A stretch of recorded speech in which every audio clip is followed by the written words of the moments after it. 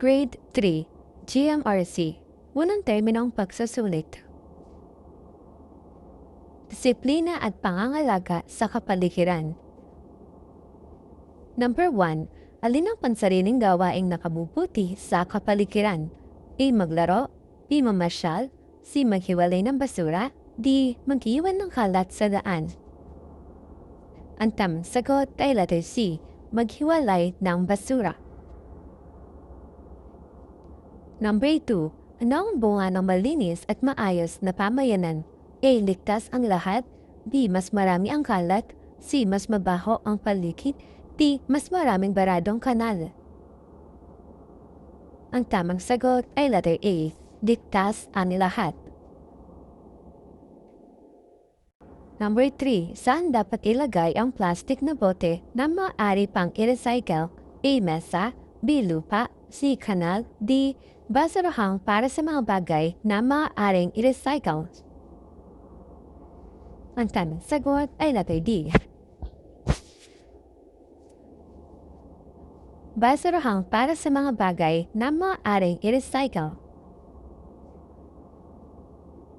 Number 4. Nakakita si Nilo ng kalat ng candy sa daan. Ano ang dapat niyang gawin? A. Iwan ito, B. Pulutin at itapon ng tama, C. Sipain ito papunta sa damuhan, D. Hintayin linisin ito ng ibang tao. Ang tamang sagot ay letter D. Pulutin at itapon ng tama. Number 5. Umaagos ang gripo kahit walang gumagamit. Ano ang disiplinadong gawin? A. Isara ito, B. Pabayaan muna, C. Maglaro sa tubig, D. Hintayin mo ibang magsara. Ang tamang sagot ay letter A. Isara ito. Number 6. May paglilinis sa barangay at pinayagan si Leia ng kanyang magulang. Ano ang dapat niyang gawin? A. Manood, B. Umalis agad, C. Tumulong sa magaan na gawain, D. Magkalat habang naglilinis ang iba. Ang tamang sagot ay letter C. Tumulong sa magaan na gawain. Number 7. Aling pares ng kilos ang parehong nakabubuti sa kapaligiran? A. Maglaro at tumupo, B. Magwalis at maghiwalay ng basura, C. Magwalis ngunit magtapon sa kanal, D. Maglinis ngunit magsunog ng plastic sa bakuran. Ang tamang sagot ay letter B. Magwalis at maghiwalay ng basura. Number 8. Alin ang pinakamahusay na pansariling plano para sa malinis na pamayanan? A. Maghintay, B. Magwalis minsan, C. Maglinis kapag may bantay, D. Maghiwalay ng basura, maglinis at magtipid ng tubig araw-araw. Ang tamang sagot ay letter D.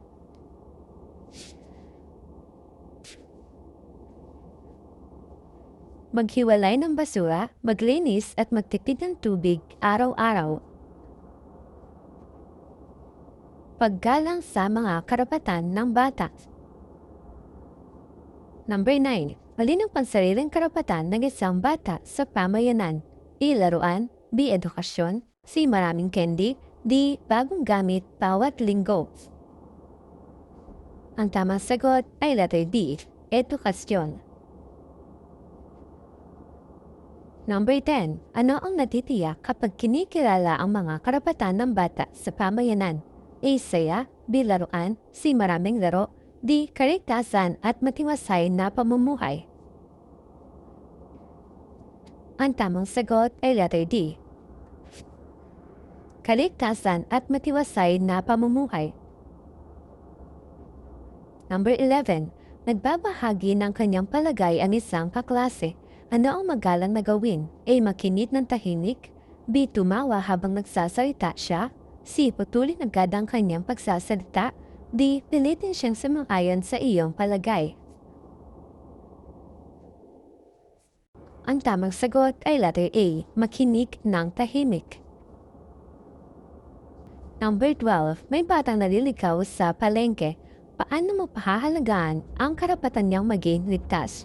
A. Umalis, B. Pabayaan siya, C. Tulungan siyang lumapit sa gwardiya, D. Isama siya ng hindi nagpapaalam kanino man. Ang tamang sagot ay letter C. Tulungan siyang lumapit sa gwardiya. Number 13. Tinutuya ang isang bata dahil sa kanyang damit. Anong mas tong gawin? A. Tumawa. B. Manood lang. C. Lumayo at manahimik. D. Patigilin ang panlukso at sabihin sa guro. Ang tamang sagot ay letter D. Patigilin ang panlukso at sabihin sa guro. Number 14. Hindi nakapasok ang kaklase mo at nais niyang makahabol sa aralin. Anong magalang na gawin? A. Manahimik. B. Ibahagi ang tala ng aralin. C. Itago ang kanyang mga aklat. D. Sabihin mo na siyang pumasok. Ang tamang sagot ay letter B. Ibahagi ang tala ng aralin. Number 15. Narinig ni Mila na may batang pinagbabantaan. Alin ang pinakamainam niyang gawin? A. Umalis. B. Huwag makialam. C. Sabihin sa pinagkakatiwalaang nakatatanda. D. Harapin na mag-isa ang taong nananakot sa bata. Ang tamang sagot ay letter C. Sabihin sa pinagkakatiwalaang nakatatanda. Pakikiisa sa mga gawain sa tahanan. Number 16. Alin ang gawaing tahanan na angkop sa kapayahan ng batang nasa baitang 3? A. Maglikpit ng laruan. B. Magbuhat na mabigat na mesa. C. Magluto ng walang nakatatanda. D. Magkumpuni ng sirang kawad ng kuryente. Ang tamang sagot ay letter A. Maglikpit ng laruan. Number 17. Aling pahayag ang nagpapakita ng magalang na pagkikipag-ugnayan sa tahanan? A. Hoy, bilis. B. Pakiabot po ng walis. C. Ibigay mo agad sa akin yan. D. Umalis ka dahil ayaw kitang kasama.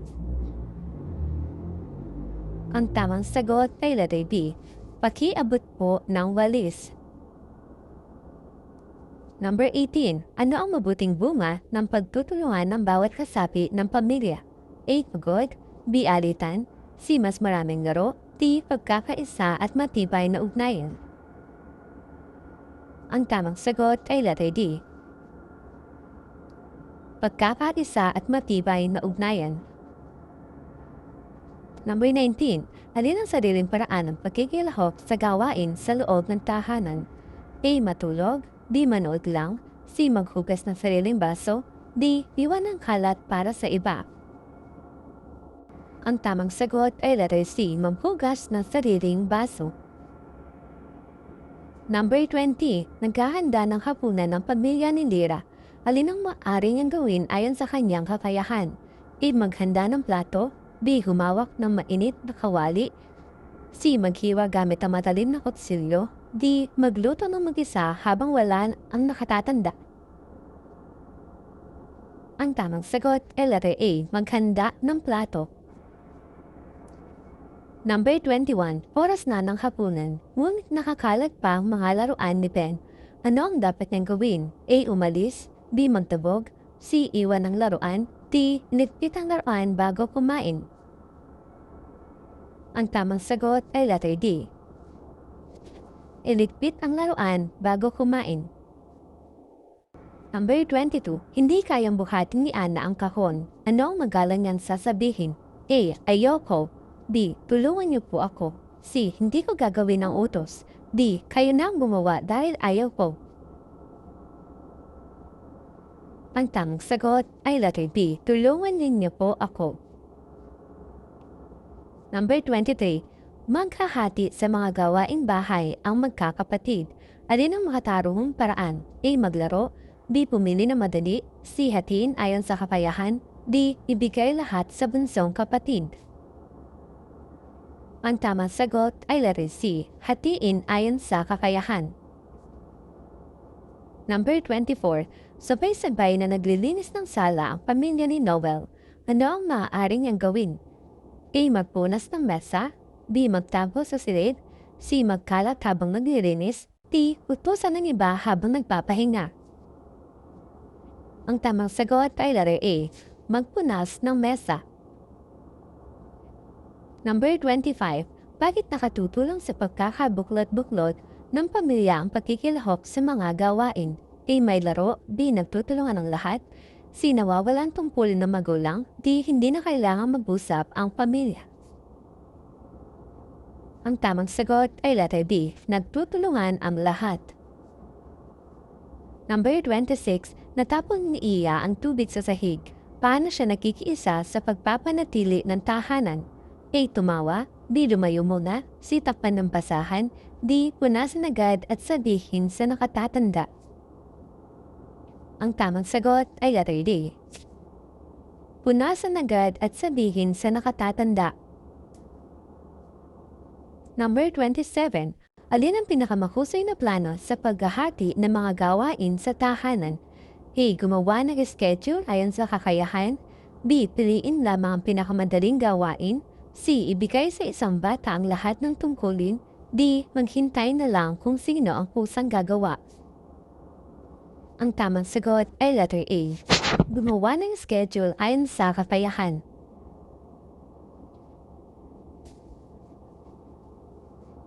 Number 28. Masakit ang braso ni Carlo kaya hindi niya magawa ang atas.